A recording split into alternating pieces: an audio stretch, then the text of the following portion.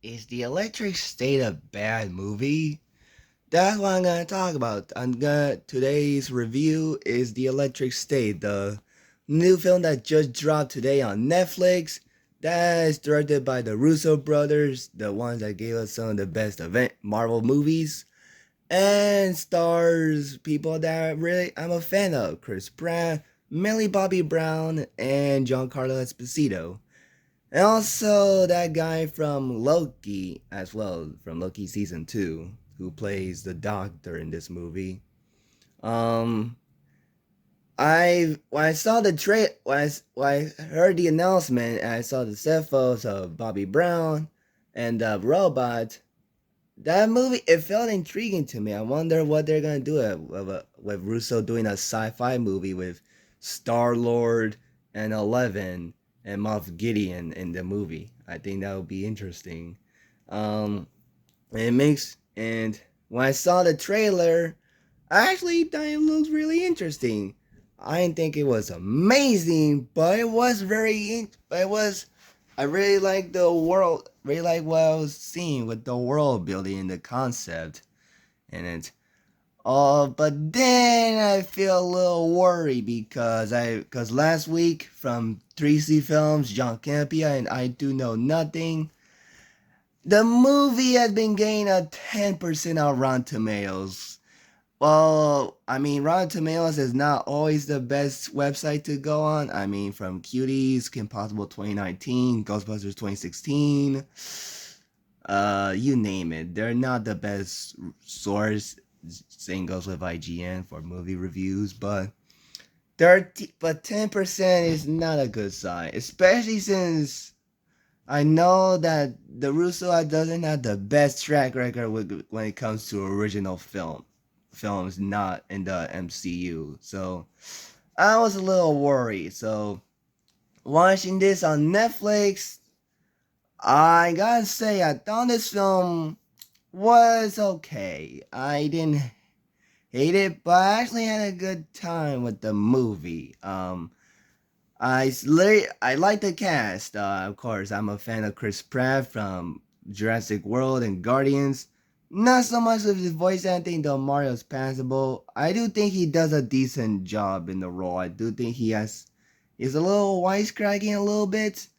And I thought his hairdo looks kind of ridiculous. But I do like his character and his chemistry with the robots and Michelle, played by Millie Bobby Brown, who I also am a big fan of from Stranger Things and Nola Holmes. I do think she's good in this. I thought she was a very she's a very great actress, of course. She does a very good job on this, playing a character who teams up with a robot to find her brother. But then later at the end, she moves on from him, and it's weird that it feels like Netflix and Millie Bobby Brown are BFFs because outside of the Godzilla movie, she has been in everything Netflix has mainstream to her mainstream project, not just Stranger Things, but Nola Holmes 1 and 2 and Denzel and now this. Man, she must have a multi-project contract with Netflix. Because I don't know if she will have a theatrical release outside of the MonsterVerse. If she'll come back there. Um, but I thought she did a good job. I thought she was able to not only act, but also gave some emotional scenes. Especially at the end with her final interaction with her brother. Um, I thought Giancarlo Esposito as the villain was okay. I didn't think he was the best villain of all time. That's far from that.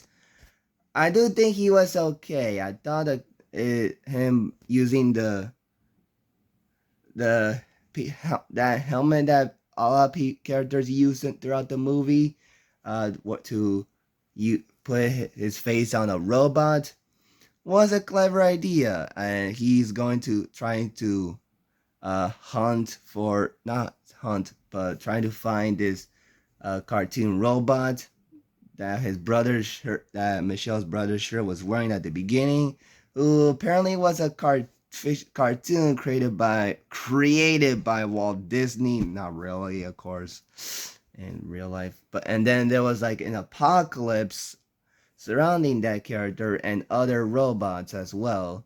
So that's why people are dressed up like that and throughout the movie, more crazy or more apocalyptic.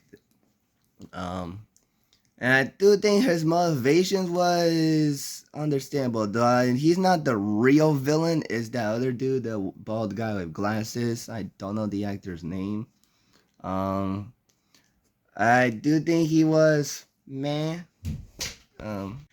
Sorry. I also thought the robot effects they look really good. I thought they did a good job with the robots from Mr. Peanut, the taco, and of course the little cute robot that was kind of becoming best friends with Chris Pratt in the movie. The little one that can talk, and Chris Pratt confesses his feelings for that robot.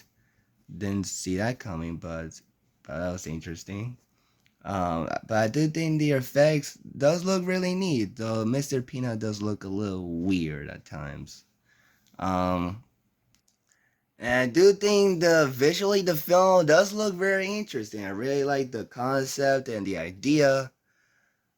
Not the best sci-fi movie, and though it's not the worst sci-fi movie. The answer belongs to Kim Possible 2019, Howard the Duck, and Fan Four Steak. And I will say this.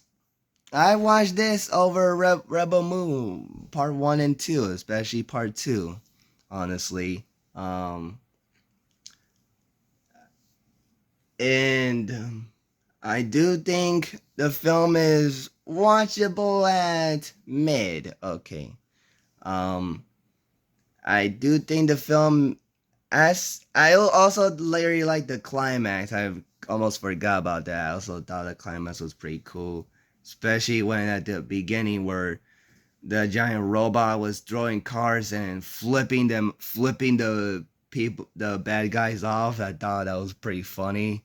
Um, but overall, the film is fine. I do think the film is fine.